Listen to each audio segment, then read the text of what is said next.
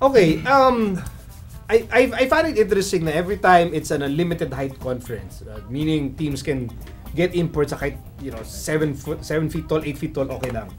But yung quality ng imports always in question. Like, you get all these tall guys and then medyo yung skill set nila are sometimes pretty limited. Hindi kaya baka are teams fixated with the height as opposed to, just get the most talented player you can find regardless of height. What do you think, Doug?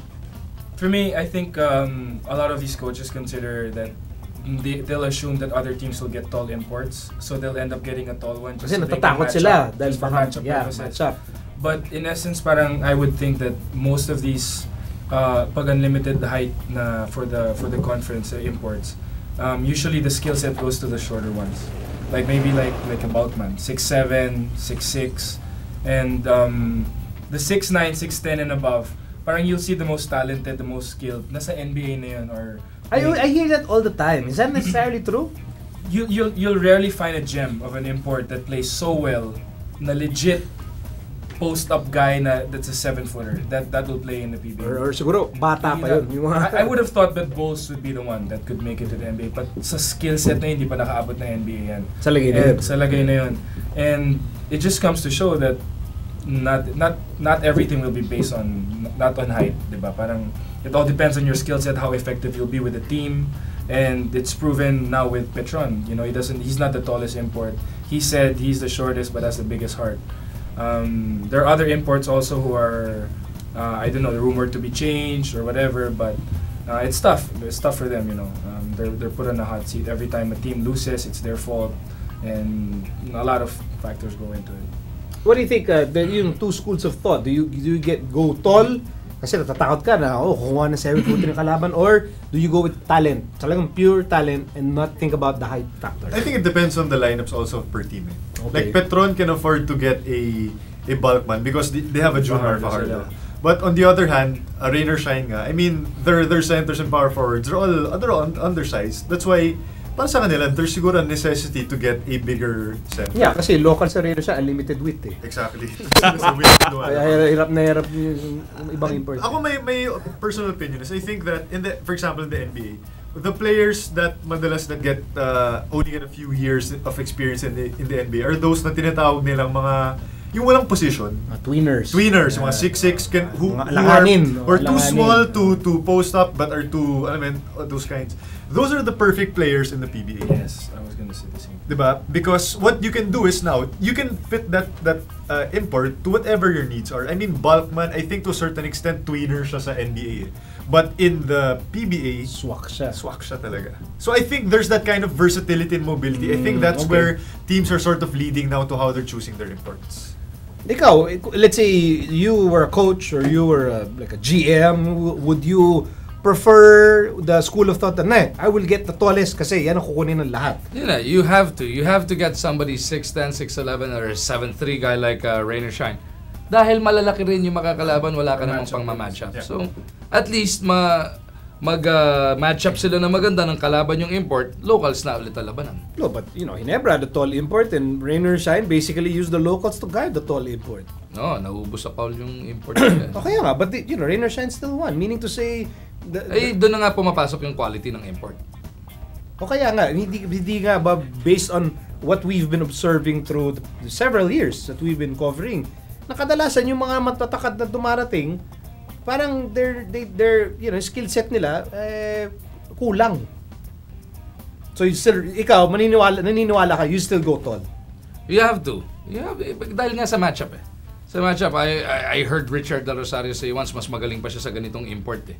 Patay. Now you're in trouble. Di ba? No, but that has nothing to do with height. That has everything to do with the talent level, the skill level. Ikaw, Carlo, I mean, where do you stand in... I'll answer your question with a question. Why? I don't know. May naaalala ba kayong 7-foot center na nag-dominate ng PBA? Alexander. Chris Alexander yata yun. That's one. Among what? Parada. Parada didn't dominate. He didn't dominate. He was a quality pretty darn import. good. No, but he didn't dominate. I think other than the fact that all the tall, big guys are locked up with better contracts because they're tall, big guys. No, because they're tall, good big Tall, guys. good guys. Yep. Yeah. I think na may somehow height doesn't really translate, at least in the PBA. I don't think na because you're tall, you have to I mean, you have to get another tall import to match up with everyone else because kaya namang depends, di mo naman kailangang i-cover ng one-on-one palagi eh. Most of the teams right now are guarding imports with locals. And if you can do that, why would you sacrifice a much talented import for someone who's just taller? For me, you always go with talent. Always go with Not talent. a bit taller. Then so how come most teams they still go for the tall imports? Pwede. Kasi pwede. Pwede. No, but di kaya Pagdating naman ng third conference, di na ulit pwede. So you take advantage. Take advantage of that. You take advantage. Yun yung hindi pwede, ginagawan parang paraan maging pwede. Ngayon pa pwede na. If I'm not mistaken, Rainer Shine he played for San Miguel Beerman last year. Kay Freeman? No. Duke Cruz. Yeah, they went with the 6'8" guy, they got eliminated. Diba? What's the height of Justin Williams? I mean, 6'10", if I'm not mistaken, 6'9", 6'10". He's a bit taller than Yeah, I really think it depends on the matchups. And I think also depends on who makes the first move. Like, for example, everyone hears na may Shundov na dadating sa PBA. Then everybody Parang reacts to kahit that. paano you need to... If you don't, for example, Alaska has a Thos who can defend a Shundov or can try to defend. But then again, if you're another team, who are we gonna... Sino tatapat natin kay Shundov? That's when, that comes into making the selection also. But again, you go back to the list of imports now. Is Sundov the best import here? No, it's Balkman, and that's a 6'6" guy. That just means that you go with someone who is more talented rather than who's Again, tall. I say kasi may Junmar sila. At saka, he has more talent around him, I would say, for Petron. And again, it all depends on your lineup also. They have like what he's been saying, Fajardo's there, so they can afford to get a shorter one. Kasi Fajardo pwede bumantay ng import. At the same time, he's 6'6", and that's a center's height for the PBA for the locals. So, you get the best of both worlds.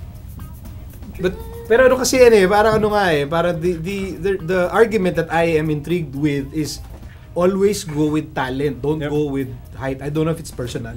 Talent. Parang may pinanggagalingan. Parang may pinanggagalingan na emotional level.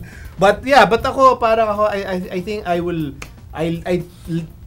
lean towards getting talent because I look at Balkman and he's like the prime example of, Petro could have gotten someone 6'9", they could have gotten a 7-footer, but they got Balkman. Okay, I get the whole they have Junmar, but then you look at the other imports, it's not like you need a Junmar to guard some of the other imports that we see. Wala namang post-up, wala namang exceptional post-up moves yung iba.